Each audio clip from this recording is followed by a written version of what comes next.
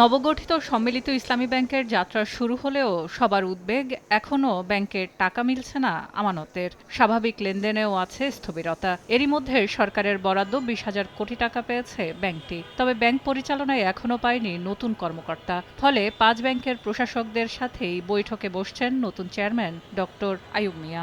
আজ বাংলাদেশ ব্যাংকে বৈঠক শেষে তিনি জানান, ৫ ব্যাংককে একই ছাতার নিচে নিয়ে আসা জটিল প্রক্রিয়া। অডিটের মাধ্যমে ঋণ গ্রহণকারী ও আমানতকারীদের শ্রেণীকরণ, ব্যাংকের মূলধন ও ঘাটতি নিরূপণ করে সব আমানতকারীদের স্বার্থের হিসেব করা জটিল প্রক্রিয়া। এছাড়া রয়েছে ৫ ব্যাংককে একই প্রযুক্তিতে নিয়ে আসার কাজ।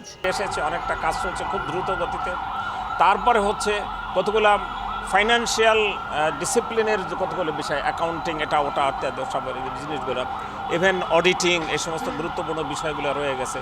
এবার সবচেয়ে আরেকটা গুরুত্বপূর্ণ টেকনিক্যাল বিষয়, সেটা হলো যে আইটি ইন্টিগ্রেশন। এটা খুব গুরুত্বপূর্ণ। তারপর ব্যাংকগুলো তো চলে একটা আইটি বা ডিজিটাল সিস্টেমের উপরে, তাই না? সেই ডিজিটাল সিস্টেম ৫টাকে কাস্টমাইজ করে একটাই নিয়ে আসা, এটাও একটু সময় সাপেক্ষ ব্যাপার। ফলে এই দ্রুত দেওয়ার জন্য একটা মধ্যবর্তী একটা ব্যবস্থা গ্রহণ করতে হবে। আপনাকেই বলছি, ইন্স্যুরেন্স করলে সিটিতে সুরক্ষা পাবেন নিশ্চিত। ৩ বছরের মধ্যেই ব্যাংকটি ঘুরে দাঁড়াবে জানিয়ে আমানতকারীদের আস্থা রাখার আহ্বান চেয়ারম্যানের। এছাড়া প্রাথমিক পর্যায়ে আমানতকারীদের ২ লাখ টাকা ফেরত দিতে কোনো সংকট হবে না বলেও নিশ্চিত করেন তিনি। আমানতকারীরা আমাদের সাথে নিয়মিত ব্যাংকিং করবেন, এটা আমরা আশা করছি। তো ফলে যার একান্ত জরুরি প্রয়োজন ততটুকুই তারা তুলবেন। আতঙ্কিত হয়ে কোনো তোলে না, তখন আতঙ্কের কোনো বিষয় নেই। আতঙ্কটা আমরা পার হয়ে চলে আসছি।